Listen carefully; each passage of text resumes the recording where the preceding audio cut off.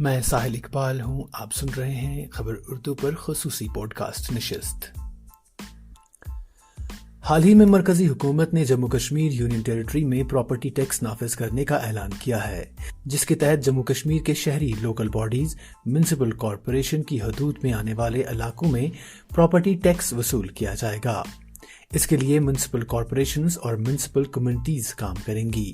اس کے علاوہ جائیداد کی تشخیص اور قیمت سے متعلق تمام پہلوؤں سے نمٹنے کے لیے پراپرٹی ٹیکس بورڈ جلد ہی محکمہ ہاؤسنگ اینڈ اربن ڈیولپمنٹ کی سفارشات پر تشکیل دیے جائیں گے.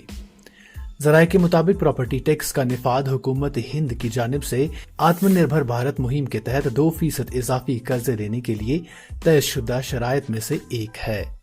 ذرائع کے مطابق پراپرٹی ٹیکس کے نفاذ کے ساتھ جموں کشمیر حکومت کو حکومت ہند سے 503 کروڑ روپے مل سکیں گے. اس پر اپنا رد عمل ظاہر کرتے ہوئے جموں کشمیر کی سیاسی پارٹیاں، جن میں عوامی نیشنل پارٹی اور نیشنل کانفرنس جیسی علاقائی جماعتیں، مرکز کے اس فیصلے کے بارے میں کمر بستہ ہیں اور اسے جموں کشمیر کے عوام کے ساتھ شدید ناانصافی قرار دیا ہے. علاقائی جماعتوں نے الزام لگایا ہے کہ یہ 5 اگست 2019 کو مرکز کی طرف سے اٹھائے گئے بہت سارے استحصالی اقدامات کا حصہ ہے، جب جموں کشمیر کو آرٹیکل 370 کے تحت خصوصی حیثیت سے محروم کر دیا گیا تھا اور اسے 2 مرکزی خطوں میں تقسیم کیا گیا تھا. یہ پوڈ کاسٹ نشست آپ خبر اردو سے سن رہے ہیں. یاد رہے کہ 2010 میں نیشنل کانفرنس اور کانگریس پر مشتمل جموں کشمیر کی مفلوط حکومت نے پراپرٹی ٹیکس متعارف کروانے کی کوشش کی، لیکن پراپرٹی ٹیکس کے خیال کی مقامی مخالفت کی وجہ سے اس منصوبے کو رد کرنا پڑا. مقامی جماعتوں کا کہنا ہے کہ املاک ٹیکس کو نافذ کرنے کا فیصلہ جموں کشمیر میں معاشی افسردگی اور بڑھتی ہوئی بے روزگاری کے بیچ لیا گیا ہے.